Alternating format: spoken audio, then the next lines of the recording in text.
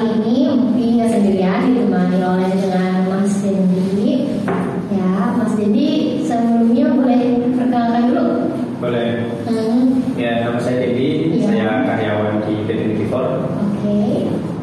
Itu aja ya, kayaknya kalau ngomongin umur malu gitu. Boleh. Mas Dendi di Nitifor ini udah berapa tahun bekerja di Nitifor? Di Nitifor terhitung dari tahun 2020. Oh, 2020. Pandemi di sini. Bagian apa nih di Nitifor? Bagian estimator sama survei, lebih ke survei engineering ya. Oh, engineering. Engineering itu. Memang sebelumnya kuliah jurusan apa? Kuliah, ya kan saya kan ngurusin masalah teknik sipil. Iya. Kuliah saya akuntansi dong. Oh, itu nggak mungkin dong ya. Terus? Kuliahnya S1 teknik sipil di kampus swasta berbasis institut di Kota Malang. Oh, di sana jauh juga ya. Agak jauh, karena asli Malang juga kebetulan aku. Oh, asli Malang. Asli Malang. Kuliah di situ, lulus S1 sempat ada pengalaman kerja juga, ngerjain beberapa proyek pemerintahan. Sampai pada akhirnya takdir membawa saya ke sini. Ke Karawang ya, dari Malang ke Karawang jauh sekali. Lumayan. Oh, lumayan. Nah, masuk jurusan teknik sipil itu kemauan Mas Dendi atau ada suruh dari orang tua? Nah ini nih, kalau aku pribadi karena kemauan diri sendiri. Yang mana sebenarnya nggak ngerti teknik sipil itu apa gitu. Jadi kalau pikiran orang-orang awam kayak aku mikir kalau jurusan teknik keren aja ya. Segampang gitu. Dia pas sekolahnya SMA atau SMK?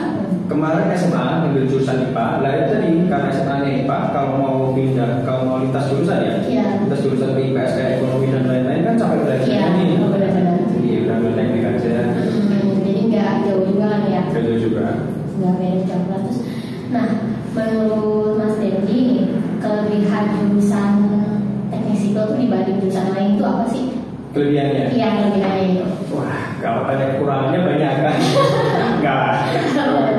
Kelebihannya di jurusan teknik sipil itu dipandang baik ya kayaknya ya. Kan masih salah satu jurusan yang dipandang punya prospek kerja yang cukup baik di Indonesia. Habis itu kelebihannya kita kayaknya mental lulusan anak teknik sipil itu ya menurutku sih beda sama mental lulusan jurusan lain. Aku berani bilang kayak gini karena aku lulusan teknik sipil. Dan yang lain kan, ya aku nggak tahu ya kalau aku lulusan ekonomi kayak gimana mentalnya, nggak berani ngejat nih. Juga ditambah saingannya gitu ya. Saingannya menurut Mas Dendi banyak nggak sih teknik sipil tuh? Mulai banyak sekarang. Oh, sekarang mulai banyak ya. Banyak. Kalau dulu tuh nggak, ya ini ya, yang bisa diperhatikan itu di setiap angkatan tuh ceweknya udah mulai banyak. Di zamanku satu angkatan ceweknya cuma 4. Di angkatan sekarang 2022, nah aku sempat tanya di tingkat itu cewek itu satu kelas itu bisa sampai 15 gitu. Oh, berarti meningkat banget ya, udah banyak banget. Yang mana kalau satu angkatan kan biasa ada 4 kelas, ini udah 60 cewek sendiri, jadi benar-benar saingan udah mulai banyak. Tapi nggak usah khawatir karena kayaknya kebutuhan akan pembangunan di Indonesia juga nggak akan pernah berkurang kayaknya. Iya, pasti terus meningkat ya. Terus meningkat. Nah kan di Nitifor ini Mas Dendi bekerja sebagai engineering ya. Nah, meliputi apa aja sih kerjaan sebagai engineering di Nitifor ini? Pekerjaannya seperti apa aja gitu? Oke.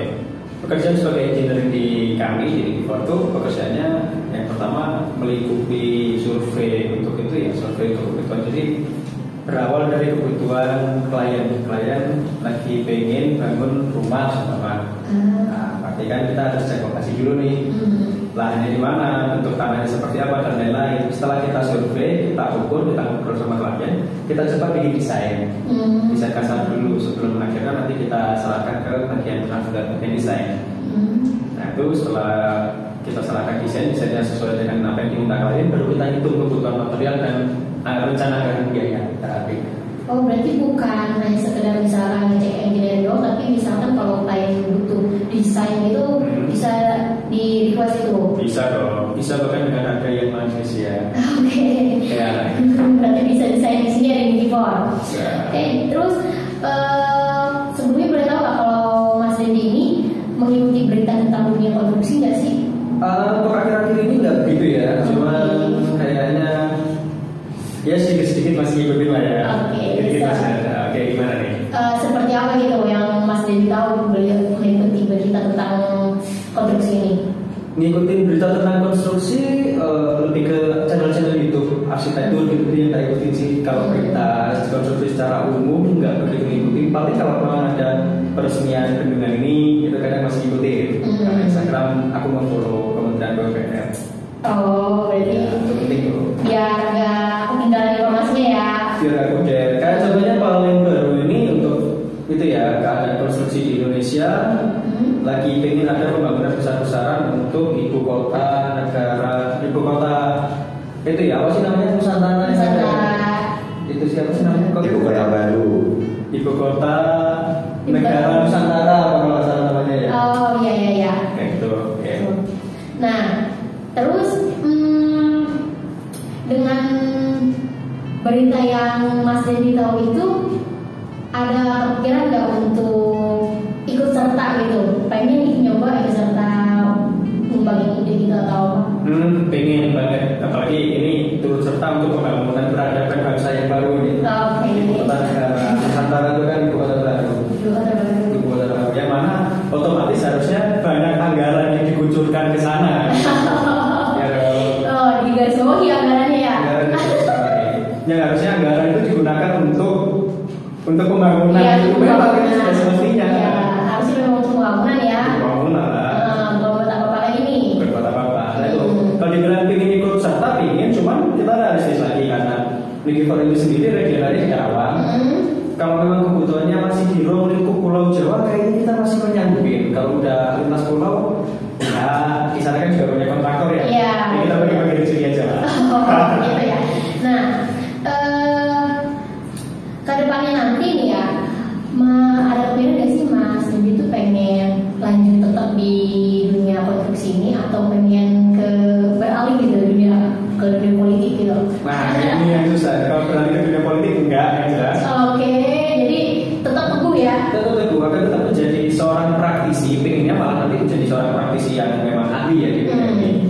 Dengan ini ya kayak Unifor sendiri juga itu turut serta menjadi bagian daripada perusahaan konstruksi yang itu yang melek terhadap profesionalitas pekerjanya. Salah satunya di setiap tahun itu kami selalu mensertifikasi entah pekerja entah karyawan untuk mendapatkan itulah sertifikat-sertifikat yang baru.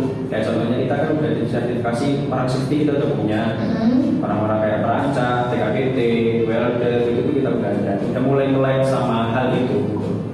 Oke, Jadi akan tetap dikonstruksi. oh jadi tetap di konstruksi ya.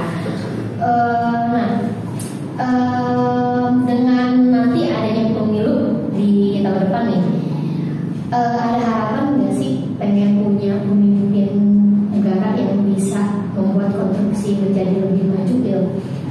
Besar banget harapan kita memilih pemimpin yang memang mulai terhadap pembangunan.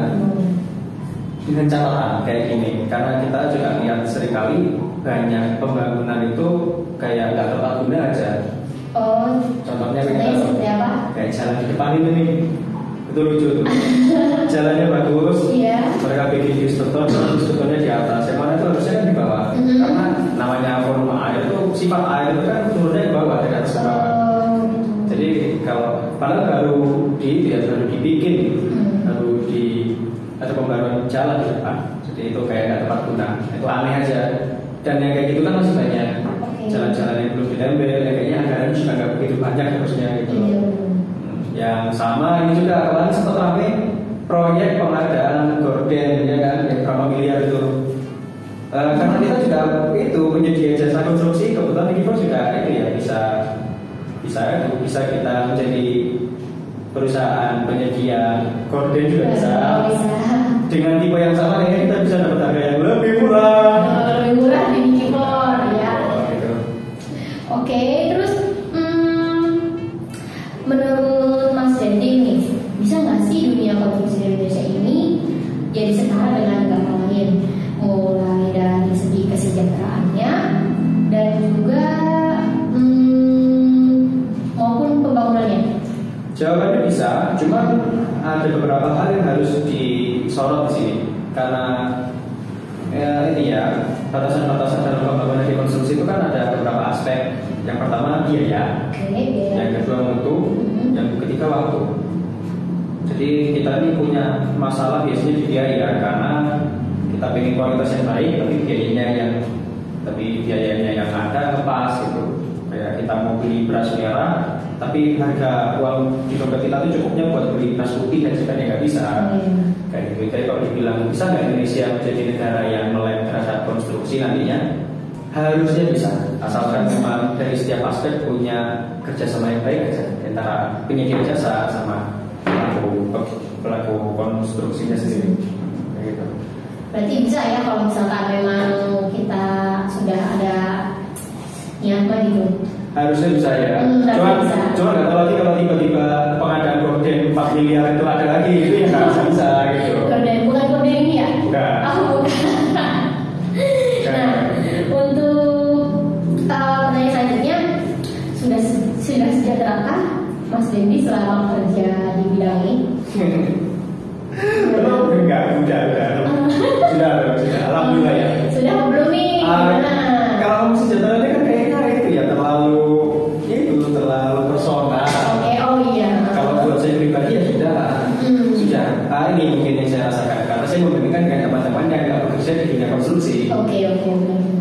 Ya udah cukup itu, sangat cukup ya, mungkin terlalu sombong cukup. Udah buat saya pribadi iya, udah sejahtera saya untuk bekerja di dunia konstruksi karena apa ya, karena capek juga sebenarnya. Ini biar teman-teman tahu kalau pokok kata orang Jawa.